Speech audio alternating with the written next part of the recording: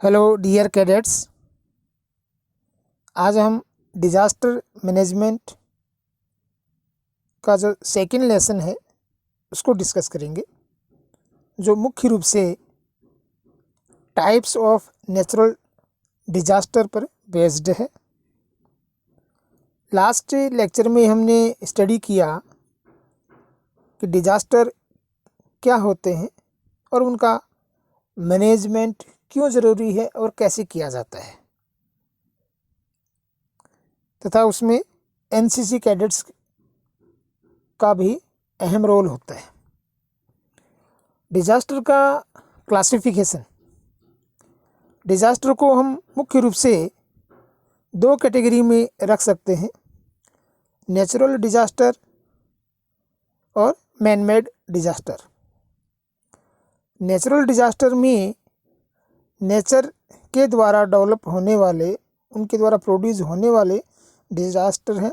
ये disaster wind related हो सकते हैं, हवा से रिलेटेड, जैसे साइक्लोन्स हैं, तेज़ हवाएं जब चलती हैं। वाटर रिलेटेड हो सकते हैं, जैसे बाढ़ का आना, अत्यधिक बरसात का हो जाना। अर्थ रिलेटेड हो सकते हैं, जैसे अर्थक्वेक है या सुनामी है, भूस्खलन है। ये नेचुरल डिज़ास्टर इन तीन फैक्टर्स के द्वारा, इन तीन तरीक़ों से डेवलप प्रोड्यूस हो सकते हैं। मैन मेड डिज़ास्टर में एक्सीडेंट के कारण या इंडस्ट्रियल मिसहैपेंस जो होती हैं, जैसे गैस लीकेज का होना, भोपाल गैस ट्रेजेडी आप सबको ध्यान होगा वो, या फायर्स के कारण से होने वाले डिज़ास्टर, किसी बिल्डिंग में या किसी लोकल एरिया में अगर आग लग जाती है तो, या जंगलों में आग लगने की वजह से वहाँ पर्टिकुलर वहाँ का जो नेचर है वो डिस्ट्रॉय हो जाता है। कंटामिनेशन या पॉइजनिंग के कारण तो कई बार घटनाएं होती हैं फूड पॉइजनिंग की, तो फूड पॉइजनिंग के कारण भी एक आपदा कंडीशन प्रोड्यूस हो जाती है।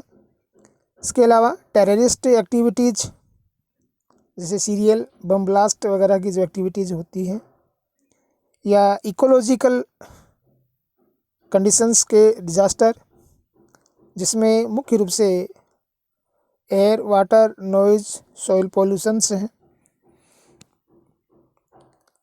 या बायोडाइवर्सिटी को डिस्ट्रॉय करने वाली जो एक्टिविटीज़ हैं वो ग्लोबल वार्मिंग वगैरह इस तरह से, या अचानक से होने वाले जो युद्ध हैं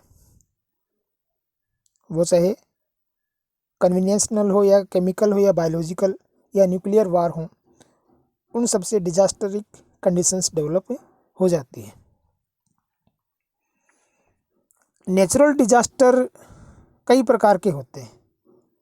नेचुरल डिजास्टर जब प्रोड्यूस होते हैं तो उनके रीजन है वाइंड, वाटर या अर्थ। उनके अकॉर्डिंग जो विभिन्न प्रकार के नेचुरल डिजास्टर हुए हैं और जिनके होने की संभावनाएं रहती हैं वो इस प्रकार से हैं। जैसे फर्स्ट वन है वोल्केनोज या ज्वालामुखी। ज्वालामुखी मुख्य रूप से अर्थ के नीचे की जो लेयर हैं उनकी वजह से घटित होने वाली घटना है, और इसमें तेज़ी से अर्थ के नीचे का जो मैग्मा है वो गर्म होकर वहाँ पर अचानक से भूमि की सतह से बाहर निकलता है।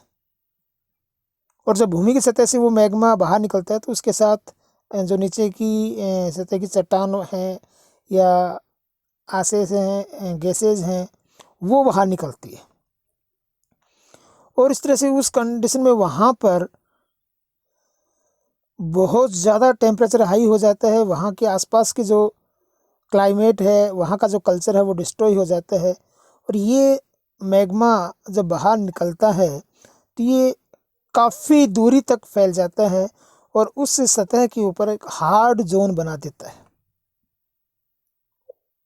वो जो एरिया है जो ज्वालामुखी के चपेट में आ गया है वो फिर काफ़ी समय तक अनयूज्ड रहता है और वहाँ पर जो भी पॉपुलेशन है, जो भी क्लाइमेट है, वो सारा डिस्ट्रॉय हो जाता है, वहाँ से डिप्लॉयड उसको होना पड़ता है। ये जो मैग्मा बाहर निकलता है, इसे जिसे हम लावा कहते हैं, ये अत्यधिक गर्म होता है और कई बार तो इसका जो टेम्परेचर है वो 2000 डिग्री फ़ारेनहाइट तक पहुंच जाता है। सेकेंड नेचुरल डिजास्टर है लैंडस्लाइड्स, या जिसे हम कहते हैं भूस्खलन।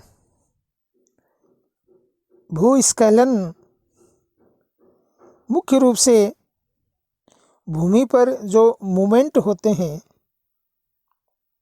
जो मूवमेंट नेचर के अकॉर्डिंग नहीं होनी चाहिए, उनकी वजह से डेवलप हो सकते हैं। इस डिजास्टर में जो पृथ्वी की सतह है वो अपनी जगह छोड़ देती है। कई बार ये हैवी जो रेनिंग कंडीशन होती है, बहुत अधिक बरसात हो जाती है, उस कंडीशंस में भी हो जाती है। कई बार जो भूकंप आता है उसकी वजह से भी हो जाती है। और कई बार जैसे सड़क निर्माण कार्य वगैरह चलता रहता है तो उस वजह से भी अचानक ये कंडीशंस डेवलप हो जाती हैं।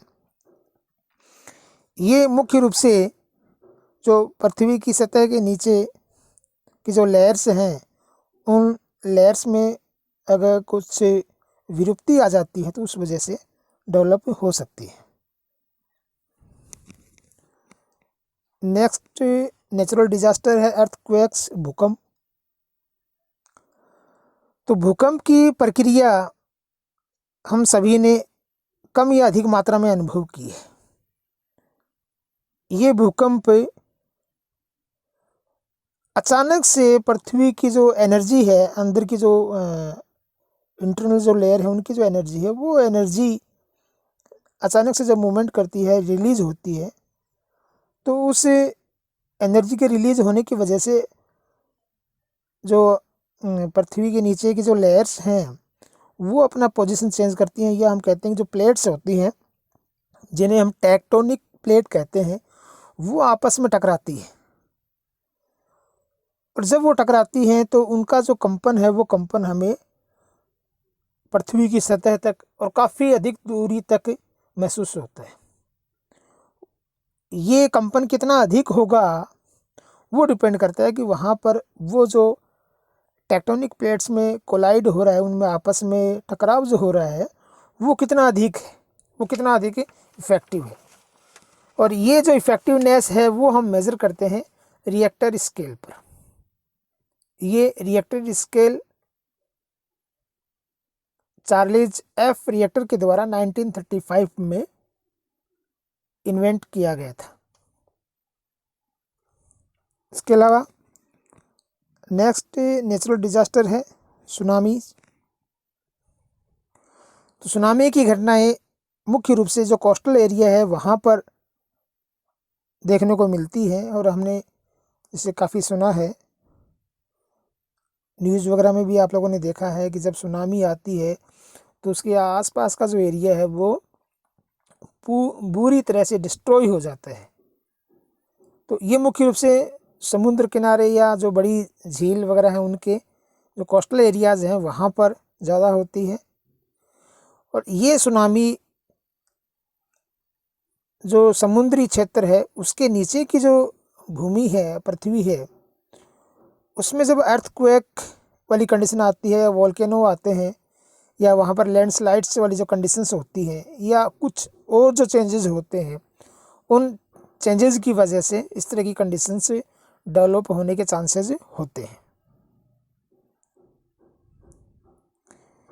इसके अलावा हुरिकेन्स, तूफान, जब बहुत अधिक तेज़ गति से हवाएं चलती हैं और कई बार वहाँ उन हवाओं के साथ बरसात भी आती है तो उसे हम तूफान कहते हैं।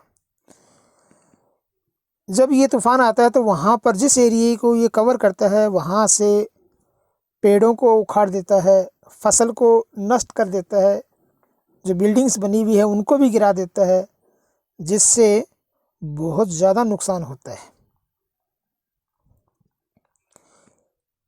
तूफान की कंडीशन में जो हवाएं हैं वो लगभग 300 किलोमीटर पर आवर्स की स्पीड से बहती है।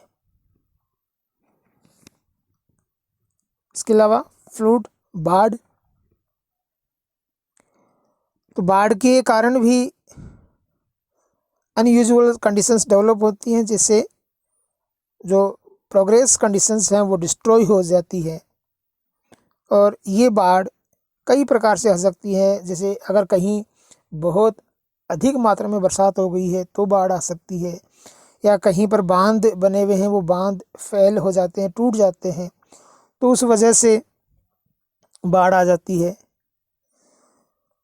और उस बाढ़ की वजह से वहाँ पर आसपास का जो एरिया है वो फिजिकली डैमेज हो जाता है। वहाँ पर उसकी चपेट में आने वाले काफ़ी जो पॉपुलेशंस हैं वो उनकी डेथ हो जाती है, और वो जो प्रोग्रेसिव कंडीशन है उससे काफ़ी पीछे खिसक जाते हैं। इसके अलावा ड्रॉट्स,